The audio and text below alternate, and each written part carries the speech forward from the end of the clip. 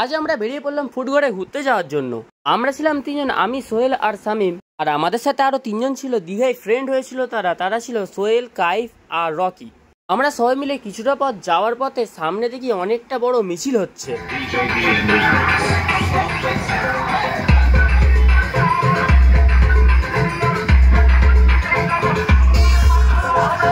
আমরা একটা ছোট রাস্তা দিয়ে যাচ্ছি, পাড়ার রাস্তা দিয়ে। ওদিকে হচ্ছে কি মিছিল ছিল বলে বহুত ভিড়, ওই জন্য আমরা একদম সরু একটা ছোট মতো রাস্তা দিয়ে যাচ্ছি। আস্তে আস্তে যাই, আমরা এটা প্রথমে ছাড়ি। ফাইনালি আমরা ছেড়ে দিলাম মিছিলটাকে। বহুত বড় মিছিল ছিল, বেঁচে গেল। ভাই বেঁচে গেলেন তো?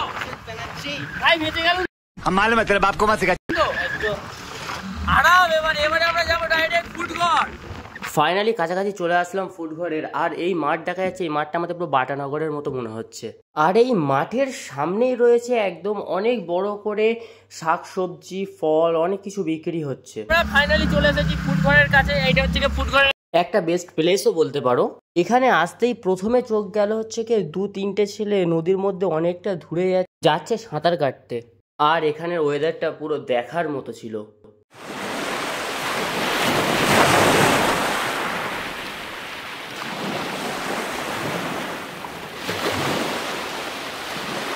তারপর সবাই মিলে একসাথে বসে ওয়েদারকে ফিল করছিলাম।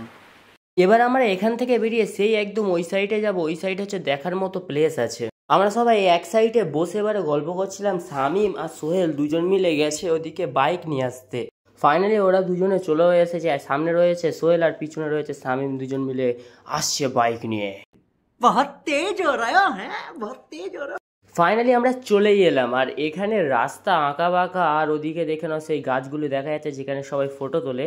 আর এদিকে আশেপাশে মাঠ ভর্তি। ফাইনালি আমরা চলে এসেছি। 1,20,000 টাকা মাসে পাই এরা।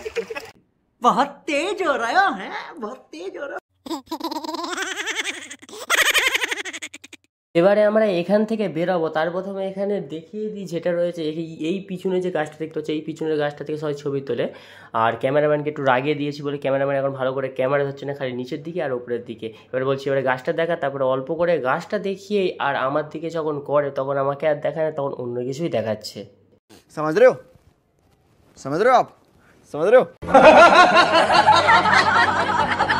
এবারে আমরা একটু নিচে নেমেছি নদীর একটু জলে পা হাত পা ধোবো বলে।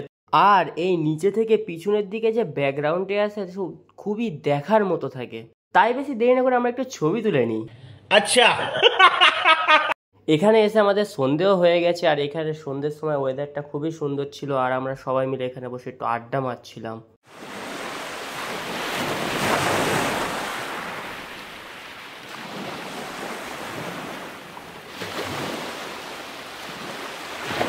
শামিমকে না বলে আমি একাই ছবি তুলে নিচ্ছিলাম, তাই শামিম এক মারলো কানের গোড়ায়। তারপর আমি কি আর ছাড়ি, আমিও আস্তে আস্তে পিছন দিক দিয়ে গিয়ে ধরে নিলাম এক বুকের কাপড়, ধরেই দিলাম। তাই সোহেল ওদিক দিয়ে এসে আমাকে এদিক দিয়ে দিল পায়ের মধ্যে সাপাত করে।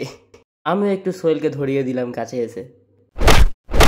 রাত মতো হয়ে এসেছে আর চাঁদ আকাশের মধ্যে কুয়াশার মতো হয়ে রয়েছে, কত সুন্দর লাগছে। এখানে যাওয়ার মন হচ্ছে না বল সোহেল ভাই, একদম যাওয়ার মন হচ্ছে, এতটা সুন্দর লাগছে। এবার আমরা ঘরের দিকে যাই।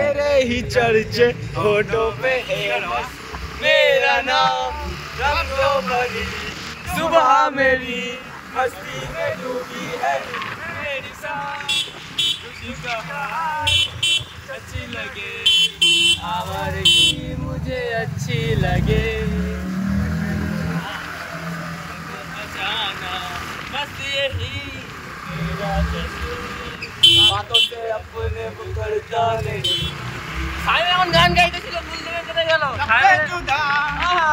সামনের এখন পায়ে খুদের ব্যথা হচ্ছে, সামনের পায়ে এখন খুদের ব্যথা হচ্ছে। ওই জন্য ভাই বলেছে আমাকে চালাতে, ওই জন্য আমি চালাচ্ছি। আর কি করবো, ক্যামেরা ধরতেই পারছি না। তাই না আমি ক্যামেরা বানাইছি, আমি 1.5 লাখ টাকা স্যালারি। जोर जोर से बोल के लोगों को स्कीमें बता दे। 1.5 লাখ টাকা দিয়ে আমি মাসে, ক্যামেরাম্যান 1.5 লাখ টাকা মাসে পাই, আমাকে 1 টাকাও দেয় না। আচ্ছা কেন আমি তোমরা ক্যামেরা কথা দেখ, ক্যামেরা গিয়ে আমাদের হচ্ছে কি আমাদের যেখানেই যাই না, যেখানে যাই সেখানে খুশি যাই, কিন্তু বাটায় আসতে হয়। এই হলো আমাদের মেন জিনিস। আপাতত বাটায় যাই, বাটায় গিয়ে একটু ঘোরাঘুরি করবো। সো গাইজ আজ এই পর্যন্তই। এই রকম আরো নতুন নতুন ব্লগ দেখার জন্য আমাদের চ্যানেলটি সাবস্ক্রাইব করো।